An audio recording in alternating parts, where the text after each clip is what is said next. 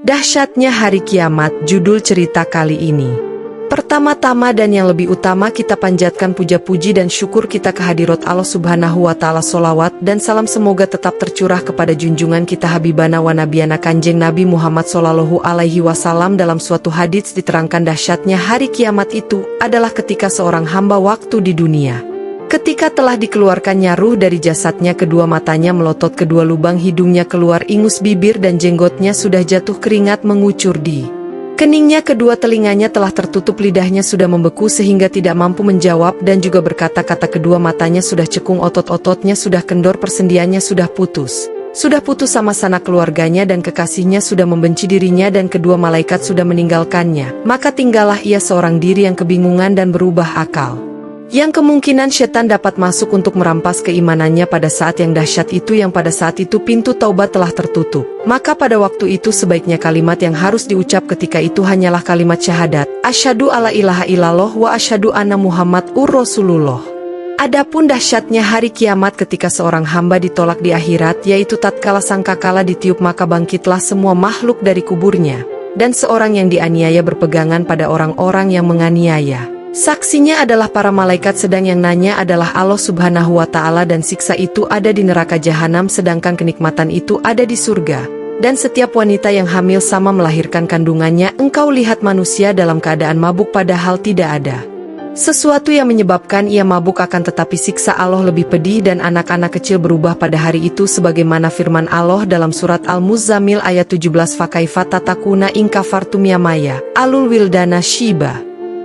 Artinya, maka bagaimana kalian hendak bertakwa jika kalian tetap kafir pada hari yang menjadikan anak-anak menjadi berubah, dan juga firman Allah dalam surat Yasin ayat 29. In kanat ila soyatan baidatan faidzaum kumidun.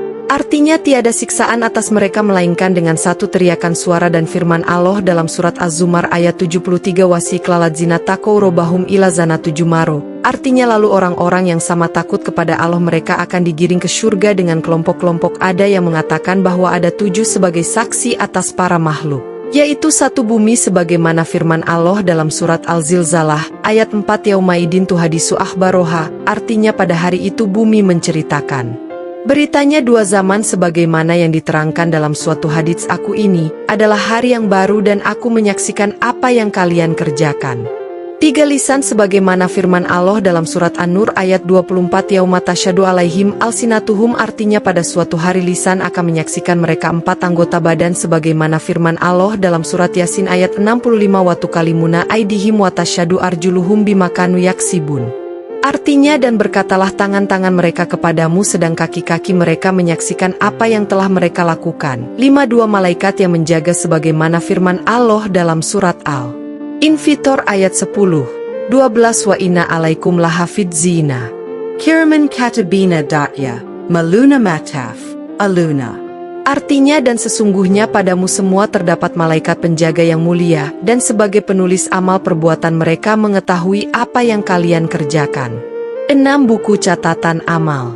Sebagaimana firman Allah dalam surat Al-Jasiyah ayat 29, hada kitabuna yang tiku alaikum bil haqi. Artinya, inilah kitabku yang berkata kepada kalian dengan benar. 7 Allah yang maha mengetahui sebagaimana firman Allah dalam surat Yunus ayat 61, inakuna alaikum syuhudan idzatu fuduna fihi. Artinya sesungguhnya kami adalah saksi atas diri kalian di waktu kamu melakukan perbuatan. Sekarang bagaimanakah tindakanmu wahai orang-orang yang berbuat maksiat setelah semua saksi menyaksikan perbuatan kalian? Sekian cerita dahsyatnya hari kiamat, dan nantikan di cerita selanjutnya YG akan saya kasih judul melayangnya catatan amal di hari kiamat. Terima kasih kepada sahabat-sahabatku yang sudah menyimak cerita ini. Semoga Allah senantiasa memberikan keberkahan, kesehatan, berkah rezeki, berkah umur.